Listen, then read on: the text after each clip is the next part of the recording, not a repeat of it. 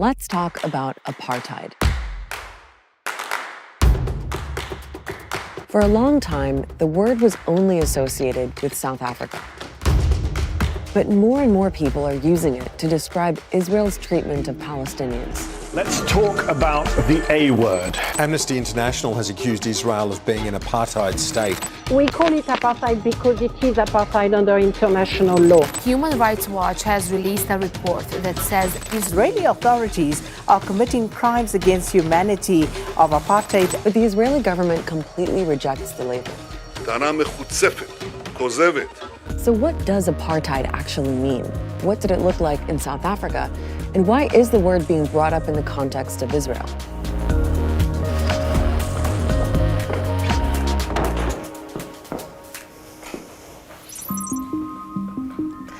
Let's start with South Africa's story. Since the 1600s, the territory that's now South Africa was under Dutch and then British colonial rule. For centuries, you had a white minority ruling over and exploiting the indigenous black population, who were the majority. From the early 1900s, there were laws that essentially forced the black population to live in impoverished areas known as reserves. But in 1948, a new government led by the National Party came to power. They took segregation even further under a policy they called apartheid. The word means separateness in Afrikaans. How they promoted apartheid to the South African population was that unless the white community was solid on every single aspect of segregation, there would eventually be a situation where they would be overwhelmed by the black majority. Over the following decades, under the apartheid policy, the National Party introduced a bunch of laws. They covered every aspect of life, but were all essentially aimed at the same thing, keeping the white minority in power and the black population subjugated. One of the main laws classified people into 4 racial groups. Native, that was the term for black people. Colored, for those of mixed race. Asian, that was applied to people of Indian heritage, or white. The Population Registration Act was central to the legislation because that would allow you to have a clear legal definition of who belonged to what race, and therefore you could begin to say who should be schooled where, who should live where, who can marry whom. And rules about who could live where were a big part of how apartheid operated. Black South Africans were forced to live in rural areas called Bantustans, or homelands. These made up 13% of the total land, even though Black South Africans were at least 75% of the population. There were other laws too. Black South Africans had to carry a special pass if they wanted to travel outside of the Bantus, to go to work, for example, and were fined or arrested if they didn't have the right paperwork. Public amenities were also segregated. Non-whites were banned from certain parks, beaches, and transport. The education systems were different too. You had your Bantu education, and basically this would be a form of education where they teach you how to do gardening, how to do cooking. They weren't allowed to, say, study maths and science. There's a very rich literature on the black South African experience under apartheid, and the overwhelming central aspect of that is the experience of being made a stranger or an alien in the land of your birth by an immigrant settler community. Apartheid finally ended in 1994, but it took decades. There was opposition from the start, with mass protests and civil disobedience campaigns led by black activists and the African National Congress, or ANC. That's the party of Nelson Mandela, which has dominated South African politics in the post-apartheid era. As the resistance movement grew through the 60s and 70s, the South African government responded with violence. You had young people coming together, standing in union against what was happening and so on. And during that time, you had people just murdered, being shot at, and so on. Over time, the anti-apartheid movement also gained support internationally. There were student protests in lots of countries. South African sports teams came under pressure when they played abroad. Since feelings about recent tragedies in South Africa are naturally running very strong just now. The country was banned from major sporting events, including the Olympics. It was all part of a bigger campaign to isolate South Africa politically and economically. There was a UN arms embargo, boycotts, and sanctions. By the late 80s, major Western governments like the US and UK had joined in too.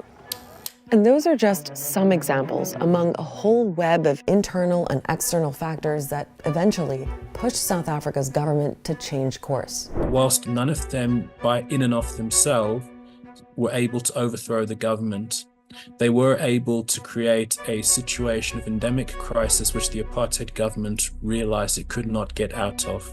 At some point, it became too costly to continue this racial segregation, and that and other factors then contribute towards this move towards democracy. That happened in the 1990s, and this was a huge moment. When Nelson Mandela was released from prison. He was one of the main anti-apartheid leaders and had been locked up for 27 years for his opposition to the government. When South Africa's first free elections were held in 1994, he became president. Another huge moment. The people of South Africa have spoken in this election. They want change, and change is what they will get.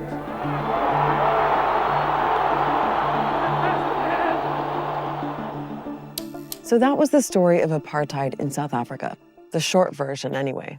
The South African experience explains the root of the word, but the concept of apartheid has evolved. For many people, apartheid means similarity to South Africa.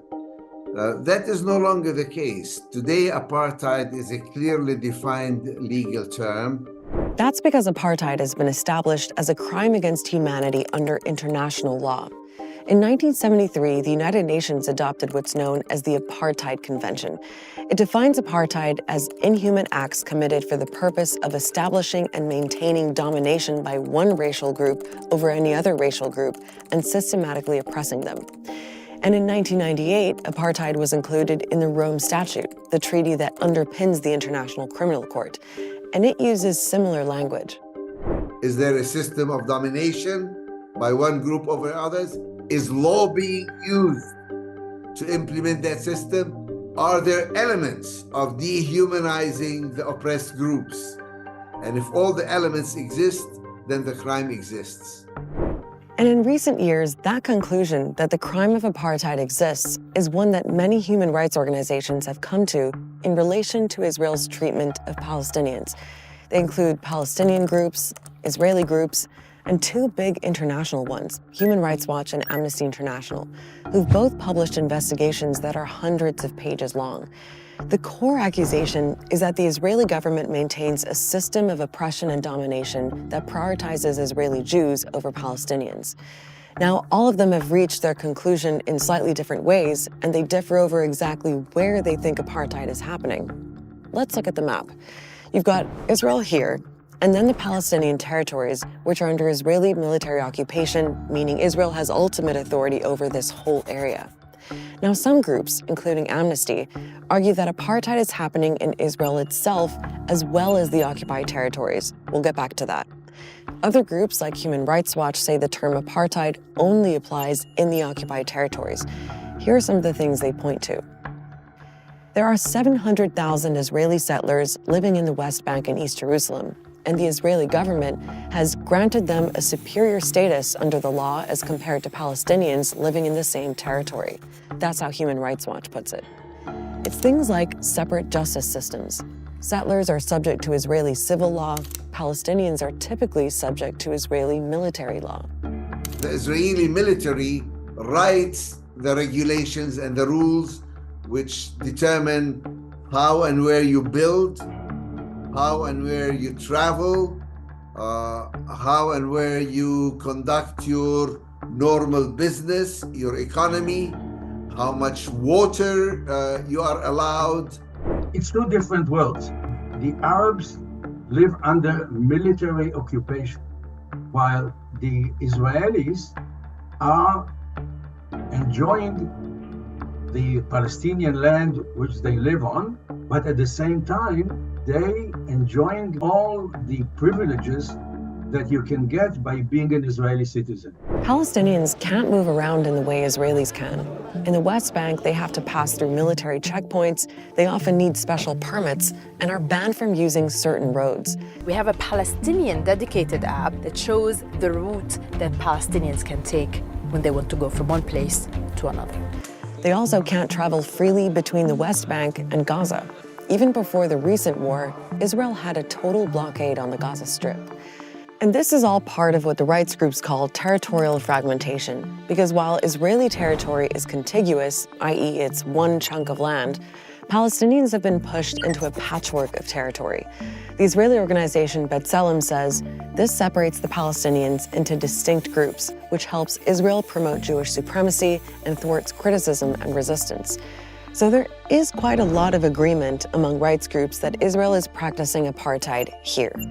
Less so on whether the criteria for apartheid is met in Israel itself. The Israeli government and others say that all Israeli citizens have equal rights, including Palestinian citizens of Israel, who make up about 20% of the population. במדינת ישראל, כל האזרחים שווים בפני החוק, בלי קשר למוצאם. There is formally a democracy, a democratic regime. Jews and Arabs have the same rights. They can be elected. There is even an Arab judge in the Supreme Court. So actually there is some discrimination, of course, between Arabs and Jews inside Israel. But basically, according to the Israeli law, there should be no discrimination on the basis of race, religion, gender, so forth. Others say that in practice, it's not so clear-cut. Amnesty, for example, argues that Palestinian citizens of Israel do face considerable rights violations, including things like home demolitions and forced evictions. And they say because those violations are happening in the context of the wider system of domination and oppression of Palestinians, the apartheid criteria are met. People began to say, well, this system of apartheid doesn't only exist in the West Bank for settlers versus Arabs, but it's really part and parcel of the entire system of Israel in all the areas under its control, even though it is applied in different ways. Now, the Israeli government has called groups like Amnesty delusional for making the accusation of apartheid and say they're fueling anti-Semitism. Israel isn't perfect, but we are a democracy committed to international law, open to criticism. I hate to use the argument that if Israel wasn't a Jewish state, no one at Amnesty would dare make such a claim against it. But in this case, there's simply no other explanation. Criticizing the government for practicing apartheid is becoming not politically correct in Israel. You will not find it in the mainstream media. Even in the academia, professors are very careful about using apartheid, but asking the question, is Israel apartheid, is more legitimate, yes. Outside of Israel, especially in the context of what's happening in Gaza, that question is getting more and more attention. For example, some people are drawing parallels between the pro-Palestine movement and the campaigns to isolate South Africa during its apartheid era. South Africa's government itself is making a link. It referred to apartheid at the UN's highest court, where it's bringing a case against Israel for another international crime, genocide, which Israel also denies. We as South Africans sense, see, hear, and feel to our core the inhumane discriminatory policies and practices of the Israeli regime as an even more extreme form of the apartheid that was institutionalized against black people in my country. So the label of apartheid is being attached to Israel. And in the court of public opinion and international diplomacy, labels can be powerful. Ultimately, though, the legal question of whether Israel's guilty of the crime of apartheid is one for an international court to decide. check out our episode on the two-state solution between Israel and Palestine. Our full playlist of episodes is here, and if there is a topic that you want us to explain, let us know in the comments.